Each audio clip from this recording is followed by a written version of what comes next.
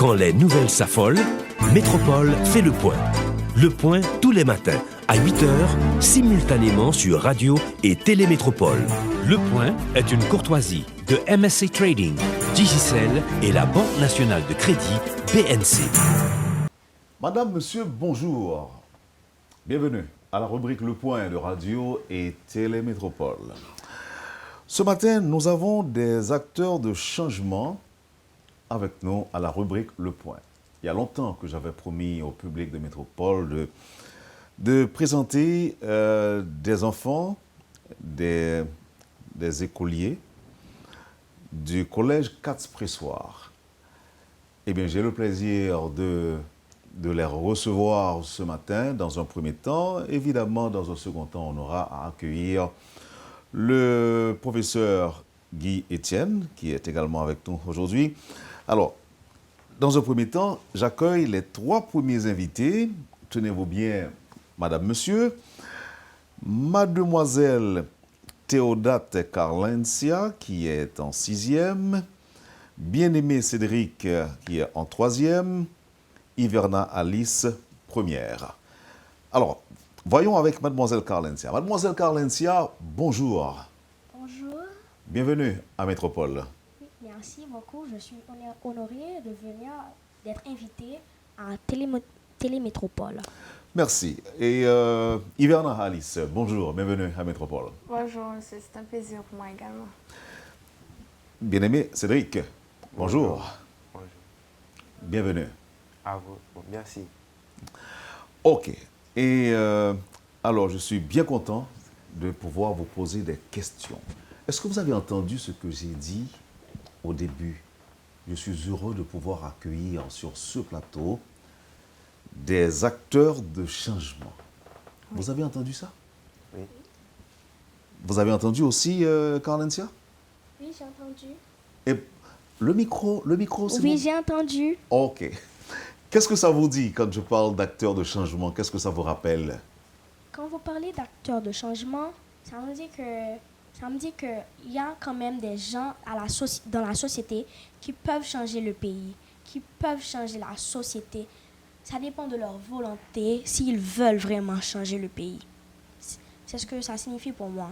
Où est-ce que vous avez appris tout ça? Bien, à mon école, le collège Katz-Pressoir, avec mon entourage, mes amis, mes professeurs, j'ai appris qu'on est tous acteurs de changement seulement si on veut coopérer tous ensemble. Vous avez quel âge? J'ai 10 ans, non, alors j'ai 11 ans. Pourquoi vous n'êtes pas trop sûr? Non, c'était que j'ai à peine 11 ans. Ah, vous venez à peine d'avoir 11 ans? Oui. OK. Merci et bravo. Et Carlencia, j'apprécie votre façon de répondre à mes questions et la spontanéité avec laquelle vous répondez aussi à ces questions. OK. Je vais vous poser d'autres questions dans un instant, mais maintenant, permettez que j'accueille mademoiselle Alice. Apparemment, vous êtes plus âgée, Oui. si je ne me trompe pas, et vous êtes en première. Oui. C'est votre dernière année au collège Katz-Pressoir. Non, c'est l'avant-dernière. C'est l'avant-dernière. Ah, d'accord. C'est avec quel sentiment en fait, parlez-nous un petit peu de l'ambiance au sein de cet établissement. Déjà, il y a l'excitation, mais quelque part aussi, il y a la discipline. Vous voyez, on a la motivation, on veut arriver à temps, on veut faire ce qu'on veut faire, mais en même temps, on le fait bien. On ne dérange pas les autres, on essaie de ne pas gaspiller le matériel. Il y a l'ambiance d'une communauté. Parce qu'en fait, le problème qu'on pourrait avoir, c'est lorsqu'on ne peut pas avoir un matériel. Par exemple, il y a des groupes dans les classes. Lorsqu'un groupe n'a pas un certain matériel, il peut aller dans n'importe quelle classe, on va le lui donner. Donc c'est ça. C'est vraiment une famille qui essaie de faire en sorte qu'à la fin, donc pour l'Expo Science, que d'autres personnes viennent voir ce qu'il y a à l'intérieur de notre maison, ce qu'on fait nous-mêmes. Vous allez m'en parler un peu plus tard. J'ai oublié effectivement de placer l'émission d'aujourd'hui dans le contexte de l'Expo Science de ce week-end. Et ce sera une activité au cours de laquelle vous allez... On va présenter nos projets. Vos projets, vos réalisations, vos inventions aussi? Oui. On a inventé aussi. Qu'est-ce que vous avez inventé? Ah, déjà, en fait, surtout cette année, on a voulu se centrer sur l'innovation. Pourquoi? Parce que déjà, le thème, c'est tous acteurs de changement. Donc, c'est utiliser ce qu'on avait déjà, donc ce qui était à notre disposition, pour une autre utilisation. Par exemple, il y a un groupe qui a suivi une formation et puis ils se sont rendus compte qu'en fait, il n'y avait pas vraiment de distraction pour les jeunes. Du coup, ils ont fait une centrifugeuse. Ça va être c'est comme pour un parc d'attraction, c'est un manège. Il y a un autre groupe, par exemple, ils se sont dit, on a besoin de matériel pour pouvoir expliquer aux autres ce qu'on apprend dans certaines matières comme la chimie. Donc, ils ont pris du fil qu'on avait trouvé par terre à l'école, qu'on n'utilisait pas. Ils ont fait des cercles et puis ils ont créé un atome. Bon, et c'est dommage que vous n'ayez pas pensé à apporter quelque chose pour moi, comme ça ce serait l'occasion tout indiquer de montrer ça au public de Métropole. Alors, laissez-moi voir maintenant avec Cédric. Cédric, apparemment vous êtes un peu taciturne, vous ne parlez pas, vous ne réagissez pas. Vous êtes toujours ainsi à l'école? Oui, c'est que je pense beaucoup, je réfléchis beaucoup. Ah, vous pensez beaucoup, Oui. donc vous parlez peu. Oui. À quel moment de la durée, à quel moment donné vous sentez le besoin ou le désir de parler? Le désir de parler, ça vient comme ça. C'est que je réfléchis pratiquement tout le temps. Donc même quand je parle, je réfléchis à quelque chose d'autre. Donc parfois, je peux être distrait. Vous pouvez être distrait, Oui. ou bien vous donnez l'impression d'être distrait. Bon, rarement, on arrive à voir que je suis distrait, mais je suis le plus souvent très distrait. Alors, vous êtes là, quand vous dites que vous êtes distrait, c'est comme si vous êtes là, mais vous n'y êtes pas vraiment. Oui, là, par exemple, je suis peut-être en train de vous parler, là, maintenant, mais je suis en train de penser à ce que mon groupe est en train de faire sur mon projet. Ah oui? À réfléchir s'il n'y a pas quelque chose que j'ai oublié de dire qu'il fallait faire, ou bien s'il y avait quelque chose que j'avais besoin de faire, mais que moi-même j'ai oublié. Donc, je pense à plusieurs choses à la fois. À la fois. C'est un don que vous avez ou un talent particulier? Je pense que je tiens ça de mon père.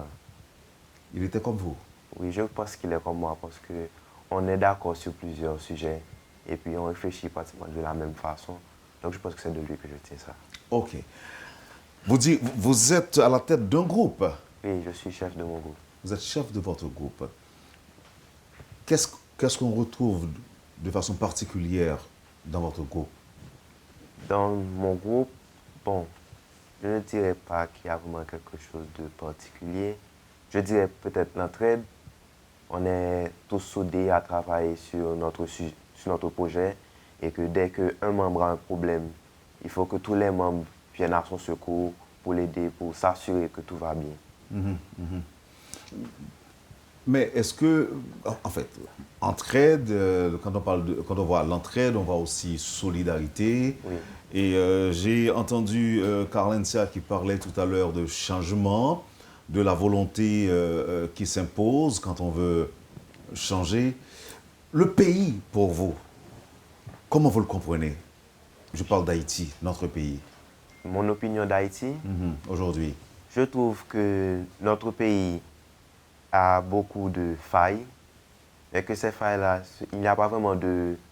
Il y a une solution à toutes ces failles, mais c'est qu'il n'y a personne qui veut prendre la responsabilité, qui veut se disposer à fermer ces failles pour que le pays puisse se redresser et à nouveau resplendir.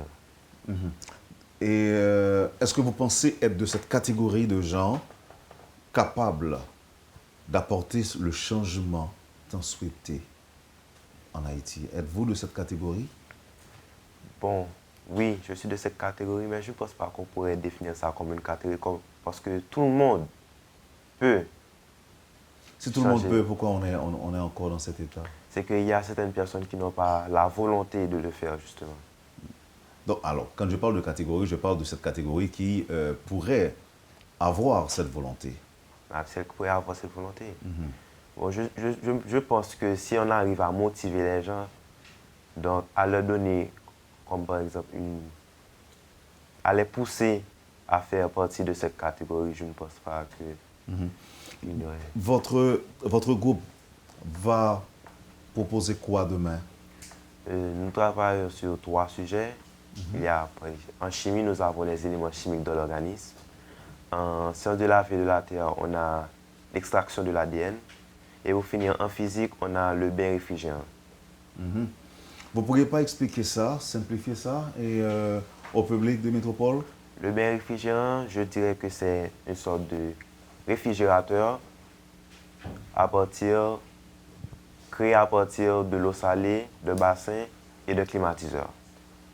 Les éléments chimiques de l'organisme, ce sont les éléments qu'on trouve dans notre corps qui sont indispensables chez nous, comme par exemple l'oxygène que nous respirons, qui nous permet qui purifie notre organisme de tous ces déchets. Et puis on a, pour finir, l'extraction de l'ADN qui aide à étudier certaines maladies, étudier les gènes humains et de certains animaux. Ok, merci Cédric. Alors, Alice, apparemment, chaque classe a un groupe. Ou à plusieurs groupes. Oui. C'est ça. Et vous dirigez un groupe aussi?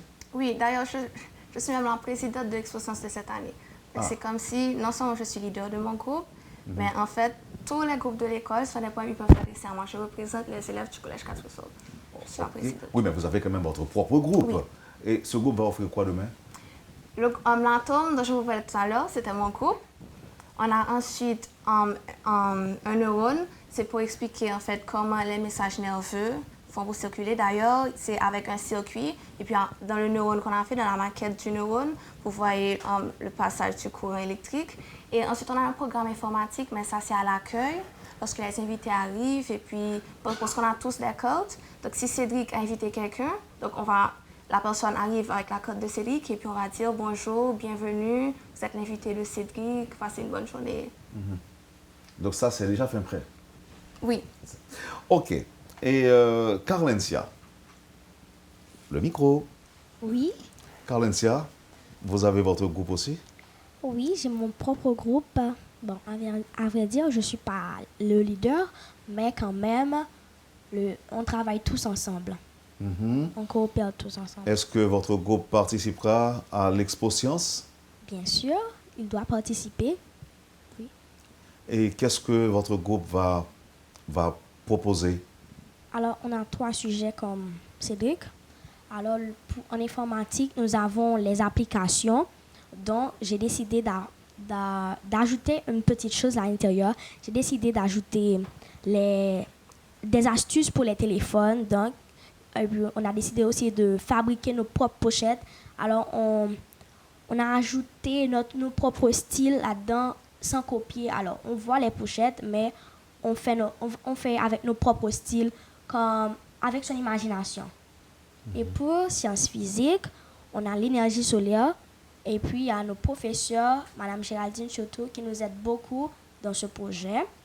Et en troisième lieu, on a les sciences naturelles avec notre professeur Mme Kathleen pour la transformation des produits agricoles comme le vétiver et le moringa, tout ça. Je vois. Vous nous rappelez la classe que vous faites? Je fais la 6e année, B. Vous êtes en 6e année? Oui. Et vous avez déjà appris tout ça? Oui. Mais, je ne sais pas si vous allez accepter de partager avec le public, si on peut l'appeler ainsi, un petit secret. Vous êtes sorti de chez vous avec votre aptitude ou bien vous avez appris tout ça à l'école?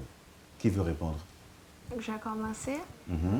Donc déjà, l'astuce, est-ce qu'on a vraiment une astuce? Parce que ce qu'on fait à l'école, c'est attiser la curiosité des élèves.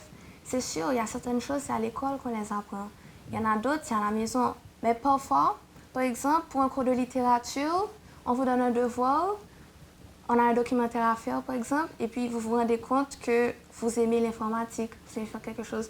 Donc c'est une chose qui en amène une autre. On développe, on attise votre curiosité, et puis c'est comme ça que les talents, que les aptitudes viennent.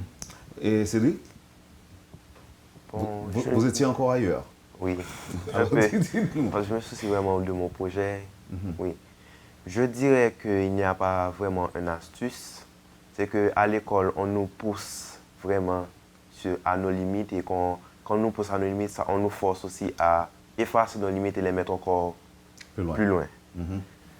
Donc, je dirais que l'astuce, c'est de nous pousser, de pousser les jeunes, de les faire voir plus loin, de les faire avoir envie d'aller plus loin, de les faire imaginer, changer, innover. Apparemment, vous avez beaucoup d'espoir, mademoiselle. Bien sûr, il faut toujours avoir de l'espoir parce que quand même, il ne faut pas lâcher prise, dire que bon, j'ai pas réussi, je laisse tomber. Mais il faut toujours viser plus loin, viser plus haut. Il faut toujours aller de l'avant, en avant. Et comment vous faites pour inventer certaines choses?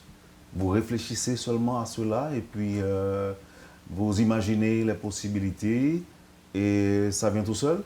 Comment cela se passe? Déjà, il faut la volonté de créer quelque chose. Parfois, l'idée, elle vient comme ça, et parfois, on se dit, OK. D'ailleurs, il y a un exercice qu'on est en train de faire à l'école, c'est chaque jour, on nous dit qu'il faut prendre le temps de méditer. Donc, quand on médite, il se veut que c'est à ce moment qu'une idée vienne, et puis à ce moment, comme vous avez dit, on travaille dessus, on cherche des possibilités, on demande au professeur si c'est possible de le faire, à ce moment, qu'est-ce qu'on peut faire pour que ça se réalise. Donc, oui. Donc, un moment, et Alice, vous méditez souvent à l'école? Oui, on nous dit de le faire chaque jour. Ah oui? On peut faire un petit exercice de méditation là maintenant? Non, c'est pas Vous possible? voulez qu'on rentre nous-mêmes Oui. là, maintenant? OK. Oui, j'aurais bien aimé.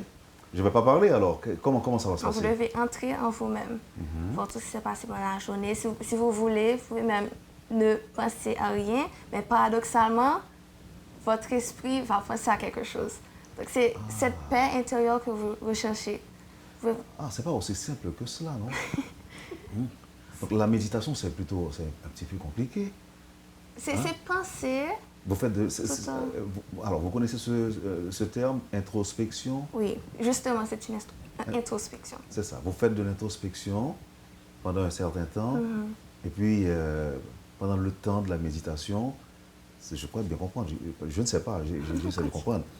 Donc, pendant la méditation, certaines idées viennent. Ça peut venir, par exemple, aussi, les idées peuvent venir alors qu'on est en train de faire un projet. Les idées peuvent venir alors qu'on suit un cours. N'importe quel cours d'ailleurs. Dès que l'idée vient, à ce moment, on cherche un moyen de réaliser. Et puis, qu'est-ce qu'on fait? Après la méditation, on écrit? On a note? l'idée. L'essentiel, le plus utile, c'est de noter effectivement. Mais si on a l'idée, on fait des recherches. Oui, on va trouver le professeur, on lui dit est-ce que c'est possible, voilà ce que je veux faire, qu'est-ce que je peux faire pour le réaliser. Sinon, on a des professionnels aussi qui ont un réseau, ils peuvent chercher pour nous sinon pas la réponse. Donc oui, c'est comme ça.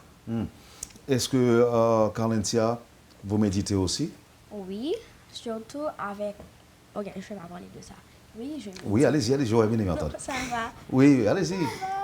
Qu'est-ce qui se passe? Non, c'est qu'il y avait la mort de notre, je vais dire directrice, non pas vraiment Madame Étienne, mais Madame Vaval, la mère de Madame Étienne.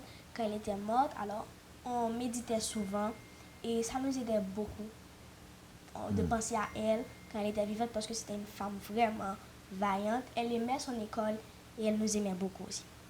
Donc, vous vous êtes mise à méditer et c'est en faisant de la méditation, on pense à elle aussi. Oui. Et en pensant à elle, il y a des idées qui surgissent, il y a des idées qui viennent, non? C'est pas ça? Des fois, oui, mais des fois je dirais qu'on est profond en soi, les idées, des fois, ça vient et oui, comme ça. Est-ce que tous les enfants que vous côtoyez, que vous fréquentez, que ce soit à la maison ou à l'école, vos petits camarades qui ne sont pas forcément des amis de la maison, mais que vous rencontrez ailleurs, en fait, je me suis dit, est-ce qu'ils ont tous la même aptitude, la même capacité que vous? Et comment vous fonctionnez avec des gens qui ne sont pas au même niveau que vous? Qui ne sont pas au même niveau que nous, alors on les met à notre niveau, on les apprend à être à notre niveau. C'est facile? Bon, ça dépend de la personne, aussi de la volonté de la personne. Si la personne est vraiment appliquée à venir aussi à notre niveau, donc je pense que ce serait très facile. Ce serait très facile. Carlentia, c'est votre point de vue aussi?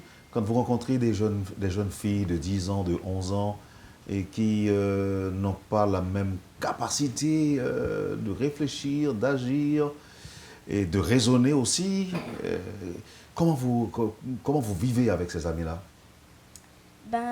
Surtout les vacances, j'ai des amis, alors 3 amis, ce sont des filles, et puis elles habitent tout près de chez moi, puis des fois elles viennent chez moi, et puis on fait des cours d'école. Et des fois, je suis toujours la maîtresse, donc je les aide. Je leur donne des devoirs, puis des fois, ils n'arrivent pas à bien réussir les devoirs, à effectuer, à rédiger les devoirs. Ben, comme ça, je les aide. Est-ce que ça arrive aussi que d'autres vous aident aussi? Oui, des fois, parce que je ne connais pas absolument tout. Donc, même s'ils n'ont pas le même niveau que moi, mais ils connaissent des choses que moi, je ne connais pas. Donc, à force de les écouter, moi, ils m'écoutent aussi, elles m'écoutent. Donc, on apprend beaucoup plus. On apprend beaucoup. OK. Merci. Alice? En fait, on nous apprend que tout le monde est capable. Maintenant, il y a des personnes qui, je vais dire plus douées, qui sont plus douées, mais qui savent avant les autres quel est leur potentiel. Maintenant, nous, si on connaît quel est notre potentiel, c'est à nous d'aider les autres à trouver le leur. Maintenant, en les inspirant. Parfois, on n'a qu'à travailler devant eux et puis ils s'inspirent de ça, ça les motive. Parfois aussi, on leur parle, on leur dit voilà ce que tu vas faire, voilà. Je vais vous faire un petit rappel. Je sais que vous n'avez pas toujours le temps de suivre cette émission, Le Point, mais vous en avez peut-être entendu parler. Et il y a des gens qui suivent cette émission à l'étranger. Et il y en a qui sont très contents de vous entendre. Et il y en a qui sont surpris, agréablement surpris. Mais il y en a qui se posent certaines questions. À savoir, est-ce que vous ne parlez jamais créole? On parle le créole. On parle le créole. Oui. Autre question pertinente du public ou encore de quelques téléspectateurs. Est-ce que vous êtes tous haïtiens? Pour la plupart, oui. Mais on a des... Non. Ici, est-ce que vous êtes haïtienne? Je suis haïtien. Oui, je suis haïtienne. Ok. Et vous avez grandi, vous grandissez en Haïti? Oui. Ok. Bon, je pense que l'auditeur est éclairé, sa lanterne est éclairée. On va continuer avant d'observer la pause, tout en annonçant la participation dans un instant de votre directeur, M. Étienne, qui lui peut-être saura aller plus loin, parce que je me permettrai de lui poser des questions osées, que je n'ai pas osé justement vous poser vous-même, à vous. Et mais ce sera après la pause. Quel est votre projet personnel d'avenir? Déjà, je compte étudier les sciences politiques. Pourquoi? Parce que je veux que ma voix soit écoutée. Effectivement, par exemple, on a des intellectuels qui ont de belles idées, mais on ne les écoute pas. Si le peuple les écoute, ils n'ont pas vraiment de voix. Donc, parce que je connais des personnes qui ont des idées, j'ai des idées moi-même et je veux qu'elles soient écoutées. Je devrais faire partie du gouvernement quand même, parce qu'il faudra que ma voix soit écoutée justement pour changer les choses. Parce qu'il est temps que les choses changent. Vous voulez faire de la politique? Oui. Vous souhaitez devenir présidente d'Haïti? Non. Je ne fais pas partie du gouvernement. Sénateur. Oui. Vous souhaitez être sénateur de la République? Sinon député. Sinon député. Pourquoi pas maire? Aussi, d'ailleurs, encore mieux, je pourrais commencer par ça, parce que là, j'aurais un espace plus restreint. Je pourrais vraiment savoir que, OK, je vais faire quelque chose pour cet espace-là. Maintenant, si j'y arrive, je pourrais prendre un plus vaste territoire. Donc, vous croyez pouvoir changer les choses en Haïti? On le peut. Oui. Et vous le voulez? Oui. Et vous faites quoi pour y arriver? Je travaille dur. Qu'est-ce que vous faites? Oui. Quel genre de travail? Déjà à l'école, parce que l'éducation, c'est quand même quelque chose, parce que je fais inspirer les autres. Avec ce temps-là, on se dit que, OK, on n'est pas obligé d'être fort à l'école. C'est vrai. Il y a des personnes, il y a des cas exceptionnels où des personnes qui n'étaient pas extrêmement douées à l'école réussissent dans la vie. Mais ce n'est pas ça que je veux montrer.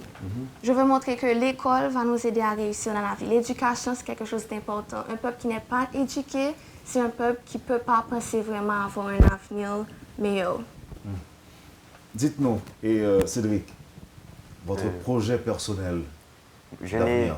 J'ai beaucoup réfléchi à ça, mais je n'ai jamais vraiment trouvé un projet personnel.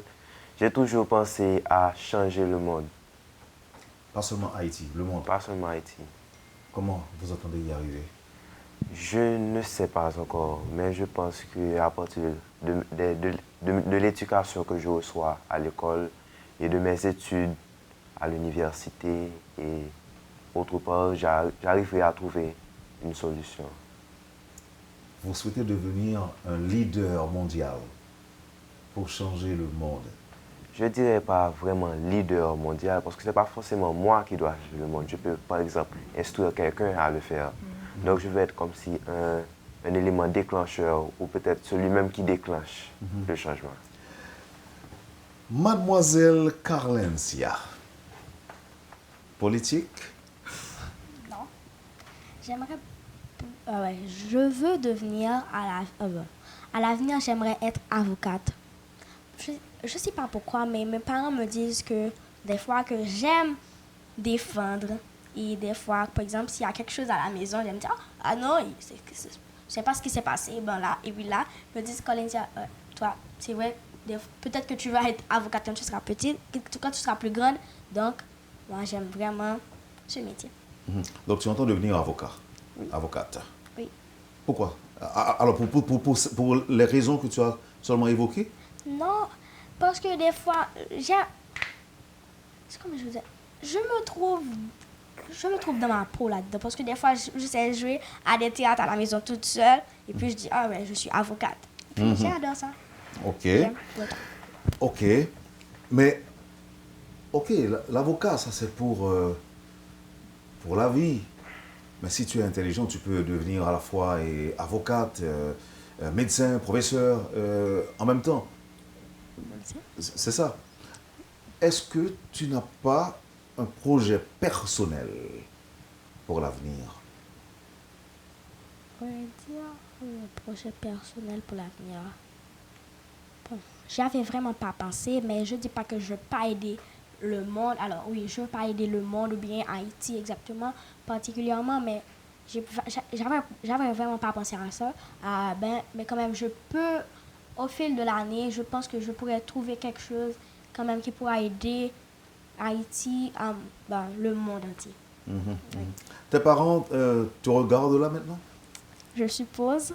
Tu leur avais dit que tu allais passer à la télé? Oui, ma mère était au courant, mais pas encore mon père. Voilà. À la maison qu'on est entré, on lui a dit, on lui a parlé de ça. Et qu'est-ce que ta mère avait dit quand tu lui as dit que tu allais passer à la télé? Elle était très contente et puis elle m'a dit que Colintia était très ravie parce qu'elle parlait avec M. Étienne. Puis elle a dit oui, elle est très ravie parce que elle a aussi dit que Colintia elle aime beaucoup son école et j'adore vraiment mon école. Et à ton avis, ta mère n'est pas déçue en te regardant ce matin? Je crois pas qu'elle sera déçue parce que je crois pas qu'elle sera déçue. Tu crois pas? Non. Tu crois pas? Je crois Tu vas lui faire un petit coucou peut-être avant la fin de l'émission. Oui, à la fin. À la fin. Ok. Et Cédric, Oui. on t'a pas dit parfois que le fait d'être distrait te rend apparemment trop sérieux? Oui, on me le dit souvent. On te le dit souvent. Oui, très souvent. Et tu n'envisages pas de changer ça? Tu te complais dans cette apparence-là? Changer, j'ai déjà essayé de changer, mais le résultat a toujours été le même. Je suis comme ça. Tu adores ton école comme c'est le cas de Carlencia? Oui, j'adore mon école. Merci Cédric. Un petit dernier mot avant la pause avec Alice. Tes profs, tu les aimes beaucoup? Beaucoup. Ça t'arrive parfois d'être déçu d'un professeur? Déçu, non. Parce que je sais qu'on a des professeurs compétents. Tout ce qu'ils font, c'est pour nous. Mais si je suis déçu, ça peut être par rapport à mes performances. Parce que, comme je vous l'ai dit, j'essaie de bien travailler à l'école pour inspirer les autres. Maintenant, quand il s'est m'arrivé d'avoir des écoles, et à ce moment que je vois la déception dans les yeux de mon professeur, je suis déçue, j'ai honte. Mais par rapport à l'attitude de mes professeurs, non. Vous obtenez tous de bonnes notes Oui. à l'école? Oui. Oui. Toujours? Toujours. Première, deuxième, troisième? Oui. C'est votre classement en classe qui vous a rendu... c'est en raison de ça qu'on vous a placé responsable de groupe, non? Non. Non. Dites-moi. C'est parce qu'il faut... Il y a des groupes, par exemple, on n'est pas obligé d'être le meilleur de sa classe pour être un leader. Comme je l'ai dit tout à l'heure, il faut savoir inspirer, il faut savoir motiver. Parfois, la personne qui travaille bien à l'école peut ne pas motiver les autres. Il faut quelqu'un qui ait une voix pour ça, la force pour ça, l'énergie pour inspirer ces autres. On va prendre la pause, Mais attends, une toute petite question à mademoiselle qui ambitionne déjà de faire de la politique. Vous aimez, vous adorez votre école, vous l'avez dit tantôt. Et quand vous apprenez qu'il y a des écoliers, par exemple, dans la rue, qui manifestent, comment vous gérez ou digérez ce genre d'informations quand elles vous arrivent? Ça me consterne. Parce que quand on regarde ce qu'on fait à l'école et qu'on voit les possibilités qu'on a et qu'on se rend compte que les autres enfants qui vivent dans le même pays, là où on se trouve, n'ont pas cette même possibilité, c'est consternant. Il faut changer les choses. Déjà, on a essayé de faire ça à l'école, pour les autres écoles. La semaine dernière, on a invité 3 lycées, ils sont venus, ils ont passé la journée avec nous, ils ont travaillé avec nous. Ils étaient dans des classes, si on avait besoin d'aide, ils nous aidaient. C'était pour les inspirer parce qu'on s'est rendu compte de la chance qu'on avait. On veut donner cette chance aux autres. On veut que les directeurs fassent la même chose que nous. Et ça a marché. Ça avait marché. Oui, ça a fonctionné cette journée. Maintenant, si les directeurs sont inspirés, on va faire ça. Et, une petite réaction de Cédric à la question que j'ai posée? À la question, bon, je n'ai pas vraiment rien à ajouter parce que je pense... je pensais que vous avez dit que vous n'avez pas entendu. J'avais entendu. Eh bien d'accord. Vous étiez là cette fois-ci. Oui, j'étais là. Ok, vous n'avez rien à ajouter. Carlencia? Moi, je dirais que c'est vrai que c'est triste et puis un peu, je dirais ça, la malchance pour eux, mais je pense que même si ils ont des problèmes, ils n'ont pas les professeurs, mais il y en a parmi eux qui sont tellement intelligents, je pense qu'ils pourront faire les cours entre eux. Bien que, c'est vrai qu'il n'y a pas de professeur, mais ils pourront faire les cours entre eux. C'est ce que je pense. C'est-à-dire que si vous étiez à la place de ces élèves-là qui sont dans la rue, vous vous seriez arrangé de manière à travailler quand même, sans les professeurs. Oui. Merci Carlencia, merci beaucoup. Merci Carlencia, merci Cédric, merci Alice. On va observer la pause. Et on revient tout de suite. Très certainement, le professeur Étienne sera avec nous au retour. Voilà. Vous suivez, madame, monsieur, la rubrique Le Point de Radio et Télémétropole. Des élèves du collège 4 Pressoir sont les invités de la rubrique Le Point de Métropole aujourd'hui. Merci de l'intérêt. À tout de suite. Le Point est une courtoisie de MSC Trading, Digicel et la Banque nationale de crédit BNC. Merci, madame, monsieur, de votre patience et de l'intérêt avec nous. Théodate Carlencia, 6e année. Cédric vient de nous laisser.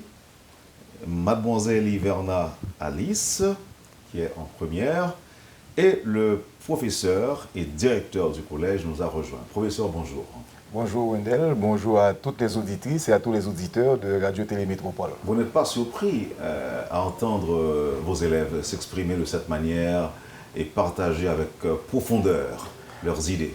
Pas du tout, parce que c'est leur vie à l'école. C'est l'éducation qu'ils reçoivent, c'est la formation qu'ils reçoivent, c'est la vie à l'école, c'est l'empathie qu'on développe, c'est ce style de travail que nous développons avec eux, qu'ils ne gardent pas pour eux ce qu'ils savent, leurs compétences, leurs connaissances, qu'ils doivent partager. On va se faire une idée de l'ambiance à l'école. Métropole avait dépêché une équipe de caméramans sur place pour pouvoir regarder comment ces écoliers travaillent à l'école. Donc je demande à la régie de nous permettre de vivre un petit peu l'ambiance à l'école.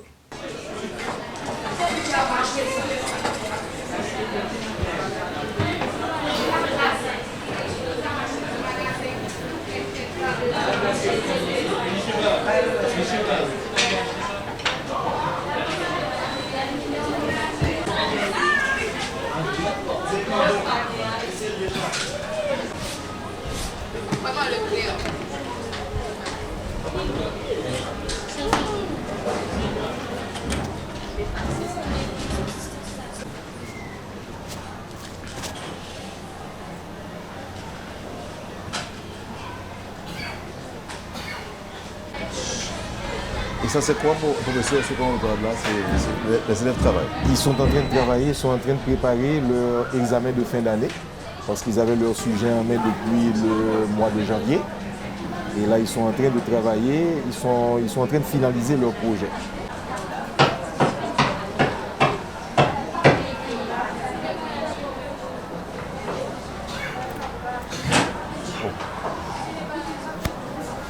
Mais c'est pas comme ailleurs. Apparemment, je ne les vois pas en train d'étudier. Non. Alors, ils étudient, mais d'une autre façon. D'une autre façon. Et c'est quoi cette façon? Et la pratique. La pratique, la réflexion, ils sont toujours en situation de réflexion, de trouver des éléments de solution, de les mettre en pratique, de partager avec les autres, d'évaluer aussi surtout. Parce qu'à l'école, quand par exemple un élève vient nous dire nous avons un problème, avant de les laisser exposer le problème, nous leur disons quelle est la solution. Il faut venir avec le problème, oui, mais quel élément de solution? Donc c'est pas vous qui proposez les solutions. Non, non, désolé, il faut qu'ils trouvent les éléments de solution et là, on les laisse évoluer. Notre rôle à l'école, c'est un rôle de guide. Nous sommes des guides.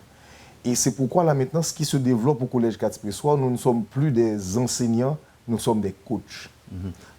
Alors, la différence entre enseignant et coach, c'est-à-dire que vous n'êtes pas comme les enseignants traditionnels. Non, non, non, nous sommes des coachs, ça veut dire que nous vivons avec les élèves, nous travaillons avec eux, nous partageons leur joie. Et en même temps, quand il y a des problèmes, quand il y a des difficultés, nous sommes là avec eux pour leur indiquer la route, mais pas leur imposer la solution. On leur propose des éléments de solution et nous les laissons réagir. On va regarder une deuxième image. Professeur, peut-être ça va encore nous aider à mieux comprendre le mode de fonctionnement du Collège Quatre-Pressoirs. Je demande à la régie. Donc là, c'est sur la cour. Et c'est encore des élèves qui travaillent. Encore des élèves qui travaillent. Encore des élèves qui travaillent. Là, ils sont en train, et comme vous le voyez, garçons comme filles, ils sont en train de monter, là, ils sont en train de monter un robot qui va nettoyer les panneaux solaires. Un robot qui va nettoyer les panneaux solaires? Oui, oui, ça c'est la classe de 3e, le secondaire 1. Et ici, ils sont en train de travailler sur la base de la centrifugeuse, comme disait Alice tout à l'heure. Et ce sont eux, ils apprennent à souder. Et là, ils doivent justifier tout ce qu'ils font. Ils doivent justifier tout ce qu'ils font. Ça veut dire qu'ils doivent absolument identifier les principes physiques, les principes mathématiques, les principes chimiques. Et c'est ainsi qu'ils apprennent, justement. C'est une autre façon d'apprendre. Là, ils étudient, mais ils étudient d'une autre façon. Quand est-ce que j'aurai la possibilité de voir le robot? Certainement demain. Le robot est déjà construit? Ah oui, ils sont en train de travailler là-dessus. Et là, ça va être prêt demain. C'est pour nettoyer les panneaux solaires. Là, ils sont en train de travailler sur la centrifugeuse. Et ça a été une idée merveilleuse. Ils vont utiliser un moteur de motocyclette pour faire tourner la centrifugeuse. Et ça, c'est dans le cadre de leur cours de physique, parce qu'ils voulaient mettre en évidence la force centrifuge. Donc, au lieu d'étudier, de voir les schémas, de voir une vidéo, ils créent la centrifugeuse, les gens vont rentrer dans le tambour, ils vont faire tourner le tambour et ils vont mettre en évidence la force centrifuge. Et Carencia, la science, ça vous dit beaucoup? Ben oui, parce que, à vrai dire, la science, alors les scientifiques, je vais parler plutôt des scientifiques. Alors, les scientifiques, ce sont des gens qui trient, qui calculent, qui résoudent des problèmes. Par exemple, il y a la classe de 4e année B, je crois. Et puis là, ils ont un projet, c'est les scientifiques en herbe. Alors, ce matin, j'ai été trouver M. Termitus et il m'avait beaucoup expliqué sur leur projet. Donc, alors, ils ont construit un ATM. Donc, au lieu de faire la ligne à la banque, alors, il suffit d'utiliser l'ATM. Donc, il y a plein de projets qu'ils ont faits et c'était vraiment extraordinaire. Donc, c'est votre professeur qui vous en a parlé ou bien? Mon ex-professeur. Alors, Votre c'est ancien toujours professeur. mon professeur parce que quand on a un problème, il faut voir avec tout le monde. Donc le niveau est très élevé, Alice, puisque là, construire, concevoir et construire des robots en Haïti, c'est pas une mince affaire quand même. Et vous avez déjà fait l'expérience et vous avez réussi? De construire des robots. Alors, quand je dis vous, c'est pas nécessairement Alice À l'école. à l'école. D'ailleurs, on a des cours de robotique. On avait commencé pour expérimenter, on avait fait avec la classe de la seconde, une formation. Mais maintenant, on a voulu faire une autre chose. Maintenant, c'est la promotion qui fait la 4e année. Donc, à partir de la première année, on a un cours de robotique. Cette promotion-là, avec laquelle on avait commencé avec cette expérience, fait à présent la 4e année. À partir de l'année prochaine, il y aura un cours de robotique pour toutes les classes du collège. Pourquoi? Parce qu'avec l'évolution de la technologie, il faut vraiment qu'on soit in touch avec le monde. Apparemment, vous parlez l'anglais aussi, non? Oui. À l'école, on enseigne l'anglais? Oui, l'espagnol également. Ah bon? Parce qu'il faut nous ouvrir au monde. Il faut penser à Haïti tout en nous ouvrant au monde. Et vous avez de bons professeurs d'anglais, Oui. d'espagnol. Oui. Vous parlez toutes ces langues-là couramment? On peut dire ça, oui.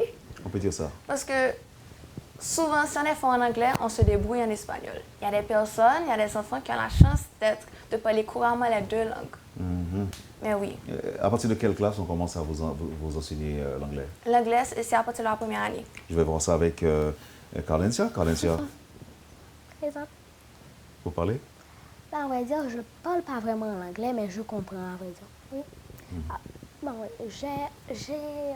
j'étudie vraiment. Alors, il y a le Dutch, c'est la langue qu'on parle en allemand, oui, à l'Allemagne. Donc, j'aime beaucoup cette langue, donc je prends des cours avec ma tante. Oui. L'allemand? Oui.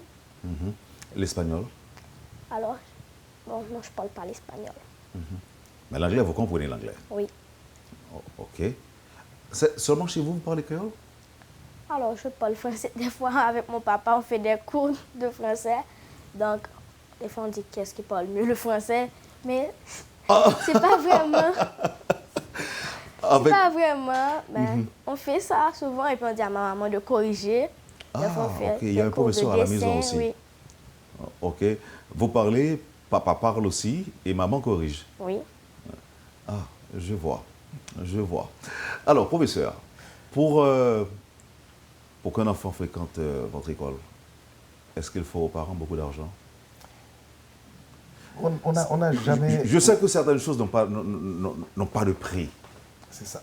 Mais C'est ça. En fait, on n'a jamais mis de prix sur la formation que nous leur donnons. Parce que tout ce que vous voyez là, tout ce qu'ils font, tout le matériel qu'on a, c'est avec l'argent des parents. Est-ce que ça coûte beaucoup d'argent? Non. Par rapport au marché, non. Maintenant, il faut voir tout ce que nous offrons par rapport à ce que les parents payent. Et souvent, nous rencontrons des parents qui disent, mais vous offrez beaucoup plus que ce que vous demandez. Il faut aller beaucoup plus loin. Et c'est là que nous avons vraiment la coopération de beaucoup de parents qui, en plus de payer l'écolage, contribuent énormément à l'évolution de l'école. Là, présentement, en section primaire, les parents préparent l'exposition avec les élèves comme s'ils étaient à l'école. Donc, ils n'ont pas hésité à dépenser de l'argent parce que ce qu'ils veulent, c'est que leurs enfants brillent, c'est que leurs enfants deviennent de vrais acteurs de changement. Et il y a même un parent qui m'a dit, en travaillant avec ma fille, son fils est en 2e année, en travaillant avec mon fils sur un projet de recyclage, je cherchais des fauteuils pour mon patio, mais c'était tellement joli ce que mon fils a réalisé avec son papa, que j'ai demandé à mon mari de fabriquer 3 autres. Et voilà que l'école a inspiré. Mais quand ses parents viennent chercher, par exemple, du matériel à l'école, ils contribuent eux aussi énormément pour la réussite de l'Expo Science. Sans eux, on n'aurait pas pu d'ailleurs. Mais pour une présentation du collège, ce n'est pas une école professionnelle. Non, ce n'est pas une école professionnelle, mais c'est une école qui a toujours voulu changer le système d'apprentissage. Parce qu'on a toujours pensé que faire étudier par cœur et réciter, avoir une note et puis c'est tout, ça ne nous intéresse plus. Ça ne nous a pas intéressés depuis quelques temps d'ailleurs. Oui, mais on n'a pas une dizaine de collèges 4 pressoirs en Haïti. Malheureusement non. Malheureusement non. Et là, maintenant, nous sommes arrivés à un stade où nous pratiquons, nous développons la modélisation pédagogique. Ça veut dire que tout ce que les enfants étudient à l'école, tout ce qu'ils apprennent à l'école, ils doivent trouver un champ d'application. Ils doivent être capables de les appliquer. Et ce qui nous amène maintenant à une autre réflexion très profonde que nous sommes en train de faire maintenant. Quels sont les indicateurs de performance? Quand est-ce qu'un élève est performant? Est-ce que c'est quand il récite une leçon par cœur et ne pas pouvoir utiliser les informations? Ou est-ce que c'est quand il est capable de construire, de penser, de concevoir et de partager avec les autres, de réussir avec les autres? Donc les indicateurs de performance changent. Mais vous travaillez quand même avec... vous travaillez en tenant compte du programme du ministère de l'Éducation nationale? Ah, tout à fait. Mais avec les stratégies que nous développons à l'école, le programme officiel, on peut le couvrir en 5 mois. On n'a pas besoin de plus que 5 mois pour couvrir le programme officiel, avec les stratégies que nous développons à l'école. C'est ce qui nous permet de les voir sur la cour, en train de couper, en train de scier, en train de souder, Ils prennent du temps supplémentaire pour non seulement apprendre dans le programme officiel, mais aller beaucoup plus loin. C'est comme un programme par ailleurs. C'est un programme qui les prépare, comme ils viennent de dire, comme des acteurs de changement. Oui. Alors, professeur, on va regarder une dernière image de l'ambiance à l'école. Là encore, ça va permettre aux auditeurs de se faire une autre idée de l'environnement du collège 4 Pressoir. Là, ils sont à l'atelier de robotique. C'est ça, l'atelier de robotique, ok. Vous nous dites aussi, là, mais ce sont encore des élèves. Oui, des élèves qui travaillent avec un professeur. Et là, ils sont en train de monter un robot. Ils travaillent d'arrache-pied pour que ce robot soit prêt. C'est un robot qu'ils veulent positionner sur le trottoir aux heures de pointe et qui, lui, va réguler la circulation. Là, c'est ce que je vois là, c'est l'articulation. L'articulation, exactement. Okay. Ils sont en train de travailler sur l'articulation parce qu'il faut, ils ont fait leur programmation informatique. Si je dois comprendre, professeur, le robot aura une forme humaine normalement. Oui. Et pourra marcher. Et pourra marcher, exactement. Okay. Il peut aller dans la rue, réguler la circulation, permettre aux élèves de traverser, puis revenir sur le trottoir pour permettre aux véhicules de passer. Donc ça, c'est leur idée de préparer un robot régulateur de circulation. En Haïti? Oh ben oui. En Haïti. Bien sûr. Mais est-ce que les élèves peuvent en construire beaucoup? Ils devront en construire beaucoup parce que parallèlement à cette formation que nous leur donnons, ils reçoivent aussi un cours d'entrepreneuriat. Ils suivent un cours d'entrepreneuriat. Et ceci depuis la 7e année fondamentale. Ils apprennent et ils ont un cours de développement personnel et gestion de projet. L'objectif, c'est qu'ils arrivent à se mettre ensemble pour créer des entreprises, pour aller reproduire ce qu'ils ont appris à l'école. Et on va encore plus loin. Nous avons fait l'expérimentation l'année dernière et l'année prochaine, ça va être pratiquement généralisé en section primaire. Nous avons installé aussi un cours d'initiation à la philosophie depuis la première année fondamentale. Ça veut dire permettre aux enfants de penser, permettre aux enfants de réfléchir, leur permettre de s'intégrer dans leur milieu et de pouvoir aider les autres. On n'attend pas la terminale pour faire la philosophie. Donc on leur donne une formation qui leur permet d'être de vrais acteurs de changement. Et là, ils devront pouvoir reproduire ce qu'ils apprennent à l'école. Sinon, on aura échoué. Oui. Et Alice nous a parlé de l'innovation, de changement. Et apparemment, c'est votre motivation première, innover, changer.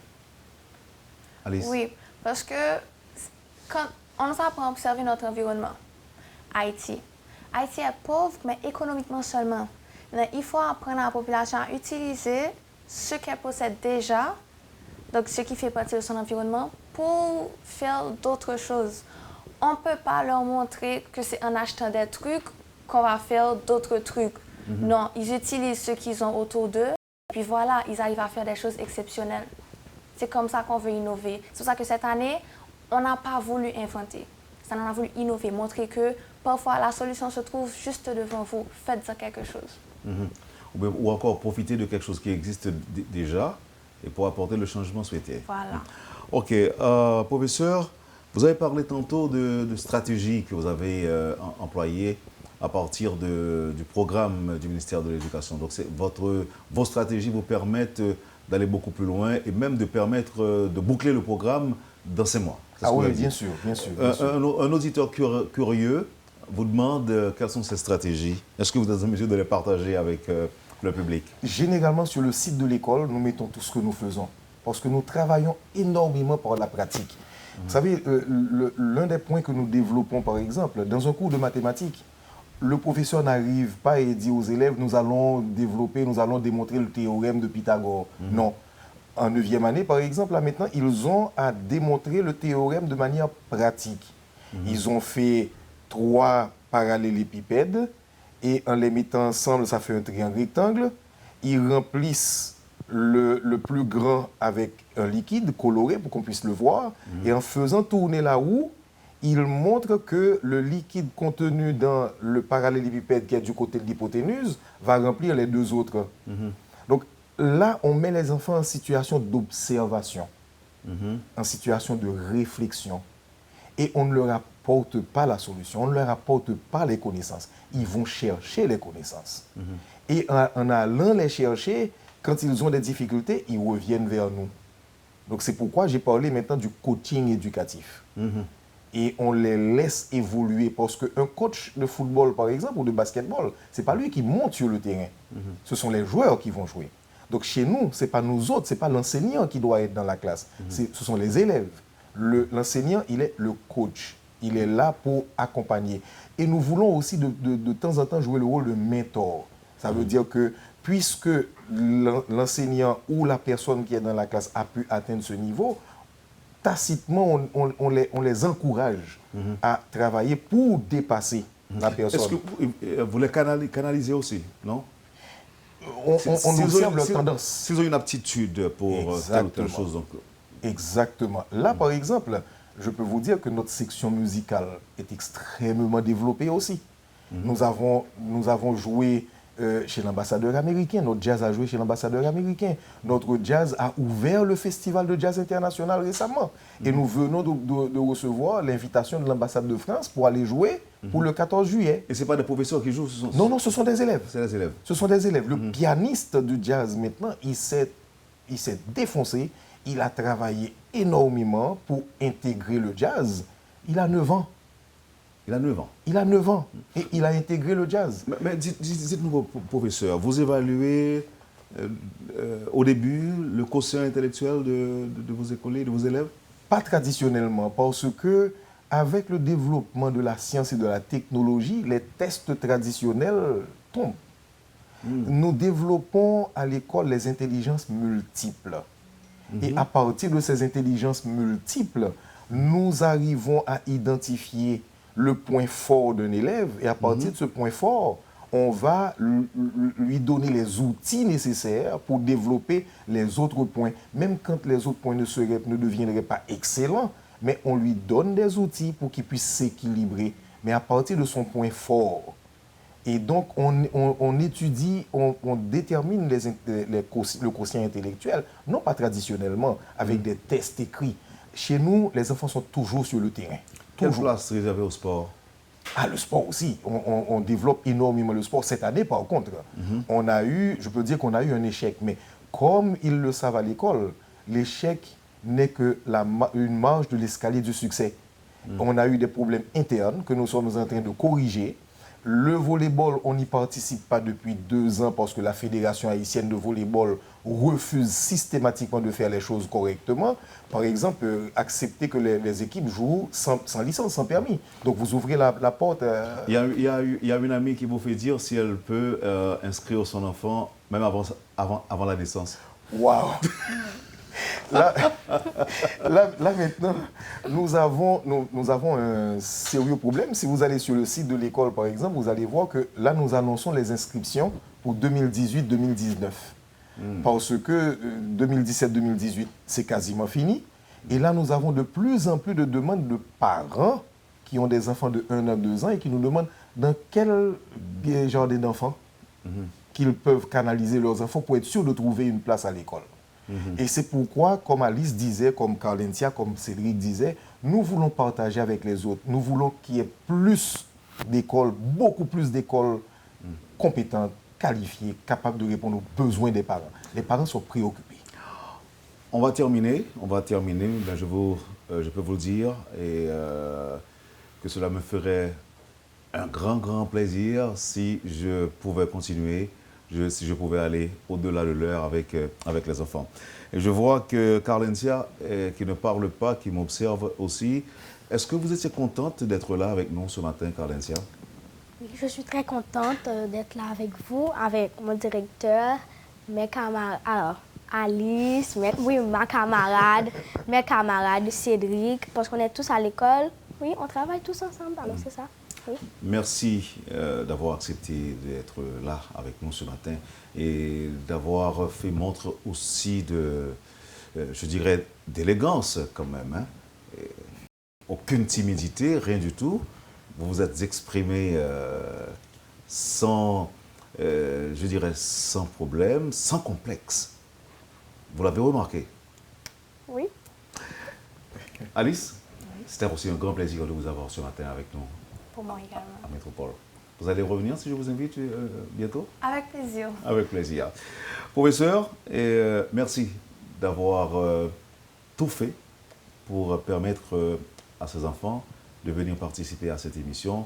Merci d'avoir répondu surtout avec spontanéité à la demande de Métropole. L'objectif, c'était quoi? L'objectif, c'était de faire savoir, qu'il y a des écoles qui fonctionnent, qu'il y a des enfants qui peuvent réaliser des choses en Haïti. À l'école, on peut apprendre et surtout faire savoir qu'il y a de bons élèves, qu'il y a de bonnes écoles aussi dans le pays. À entendre Carlencia, à entendre Alice et Cédric, c'est encourageant. On peut même voir que l'avenir est prometteur. Les générations à venir peuvent miser sur bien des choses, puisqu'il y a des enfants qui pensent déjà pour eux, et qui pensent pour les Haïtiens. Dans 25, 30 ans, 50 ans, on pourra avoir un autre pays. Merci infiniment Cédric, merci Alice, merci Carlencia, merci directeur Étienne. Je vais fermer l'émission avec un petit mot de Alice, non, de Carlencia. Carlencia, je veux un dernier mot de vous. Un dernier mot de moi. Bon. Qu'est-ce que je pourrais dire? Je pourrais dire ok. C'est que, bon, je vais répéter la phrase que mon directeur dit toujours dans ses discours. Le succès n'est que l'autorisation de continuer. Alors, c'est ce que j'ai à dire. Merci. Merci encore. Infiniment. Vous avez suivi, madame, monsieur, la rubrique Le Point de Radio et Télémétropole. C'était passionnant ce matin. Merci de l'accueil. Merci de nous avoir accueillis chez vous. Et ce matin, passez une excellente journée et surtout un bon week-end avec Métropole. Et à bientôt. Quand les nouvelles s'affolent, Métropole fait le point. Le point tous les matins à 8h, simultanément sur Radio et Télémétropole. Le point est une courtoisie de MSC Trading, Digicel et la Banque nationale de crédit BNC.